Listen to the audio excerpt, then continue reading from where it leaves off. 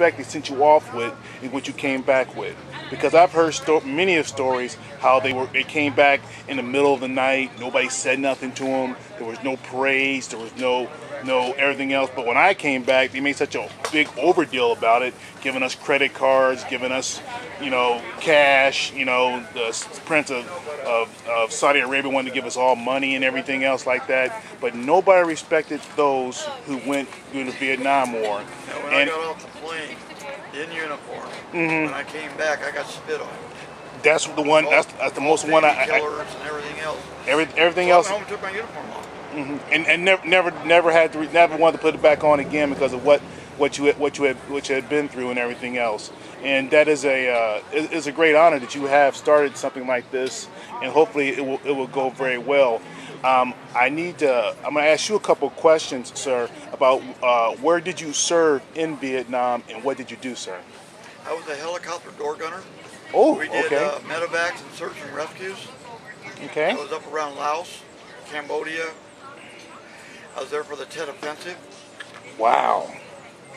And if you don't know your history, you need to go back and look at your history about the Tet Offensive. Yeah. That was the most bloodiest battle, and his job was to get that stuff in there. Yeah, so these January guys, 1968. So these Marines could keep fighting and keep shooting because they were running out of ammo. They were surrounded. No, Marines don't get surrounded. They let the people come closer for them so it can be easier to shoot.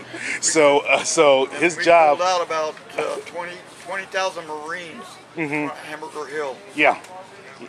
And again, what they went through, and his job was to get that stuff in there, no matter what it cost, whatever it took to get there. And his job was very, very important. A lot of more lives would have been lost if this gentleman right here wouldn't have been doing what he was doing right there. And I am proud to say that I remembered that. If you guys can't remember that because of age or whatever, you should go look it up.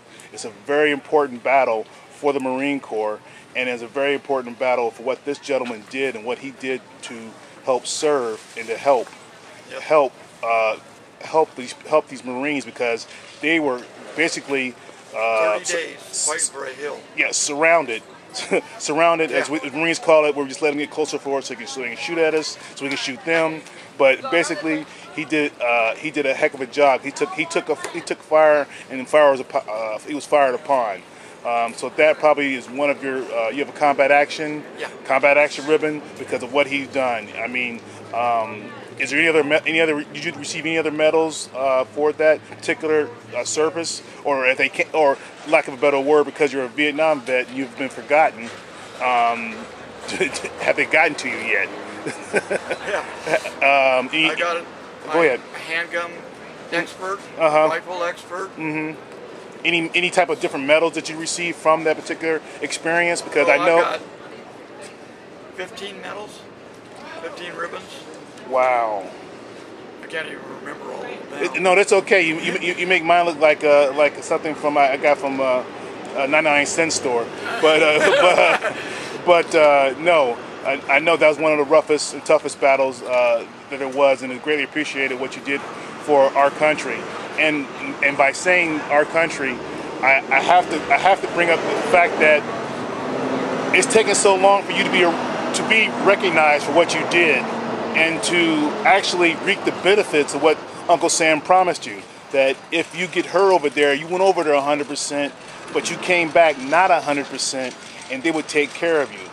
And so it's been, years and years for them to catch up for what they promised to do.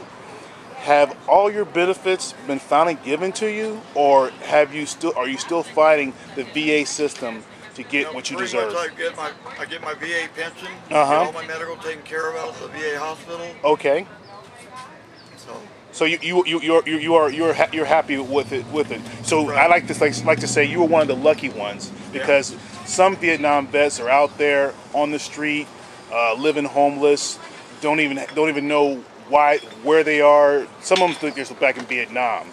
I mean 23 years before I finally got everything. Oh wow!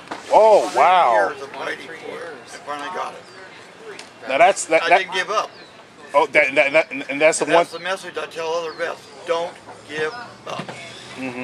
Keep fighting. because you deserve those things, and you deserve those things, and you have a right to those things, and the government said they will take care of you. And I can imagine what's going to happen now with these 10,000, 12,000, whatever the number is, coming back home from Afghanistan and Iraq, what they're going to have to go through, because the system said, the VA system said in Texas, that we want these packages to be delayed because these Marines, Army, Navy, all different branches of the service, when they come back, if we can get them to delay their packages, most of the time they'll commit suicide. If they commit suicide, that's a one-time check to the family, and you don't have to take care of them anymore. They do not want to take care of veterans like yourself for a long period of time. It's much cheaper to